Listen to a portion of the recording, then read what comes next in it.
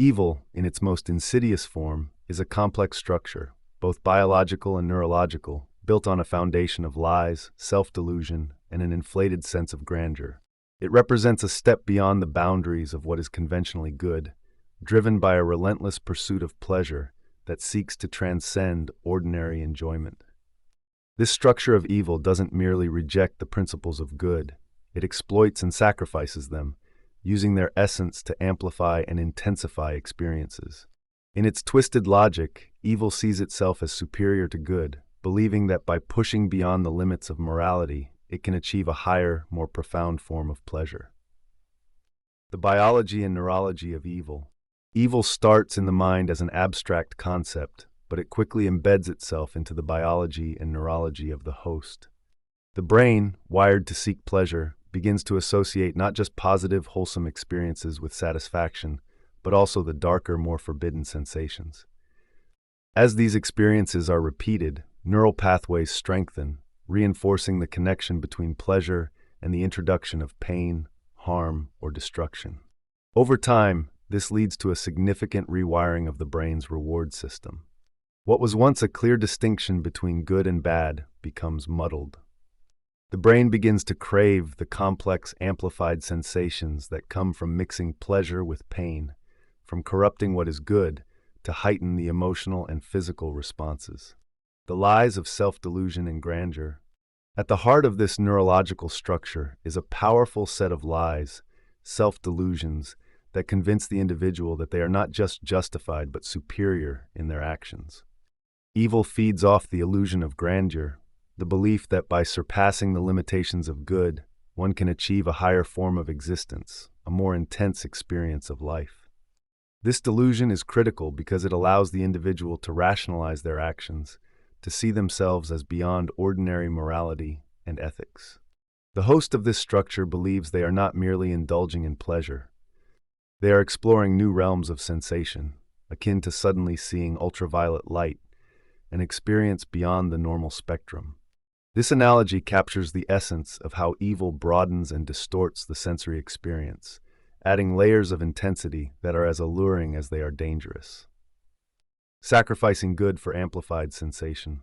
Evil's most defining characteristic is its willingness to sacrifice what is good to achieve this heightened state of pleasure. It doesn't simply reject good, it uses good as a stepping stone, corrupting and distorting it to amplify the experience. By adding pain, suffering, or harm to what was once purely pleasurable, evil broadens the spectrum of sensation, creating a more intense and addictive experience. This process of amplification is seductive.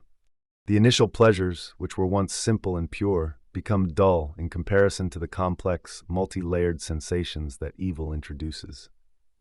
The host becomes addicted to this new form of pleasure, one that is intertwined with elements of pain and destruction. The line between what is good and what is evil blurs, and the host finds themselves increasingly drawn to the darker side of their desires. The cycle of addiction. As the structure of evil takes hold, it becomes self-sustaining. The brain, now conditioned to seek out these amplified experiences, pushes the host to engage in more extreme behaviors. Each act of evil, each sacrifice of good, feeds the addiction, making it harder to return to the simpler pleasures that once sufficed. The host becomes trapped in a cycle where the pursuit of pleasure becomes inextricably linked with the embrace of pain, harm, and destruction. The biological and neurological systems that once guided the individual towards healthy, positive experiences are now hijacked by the structure of evil. Reflexes rather than reason drive the host's actions. They might use rational-sounding arguments to justify their behavior, but these are mere defenses, automatic responses designed to protect the addiction and the perverse pleasure it brings. The illusion of power. This entire structure is built on an illusion, the illusion of power. Evil convinces the host that by surpassing the boundaries of good, by indulging in these amplified sensations, they are achieving something greater. But in reality, this sense of power is hollow. The host is not in control. They are a slave to their addiction, driven by a brain that craves ever more extreme experiences. In the end, evil is not a step beyond good, it is a step towards self-destruction. The host, blinded by the delusions of grandeur and power, sacrifices everything that is truly valuable, integrity, relationships, peace of mind, for the fleeting thrill of amplified pleasure.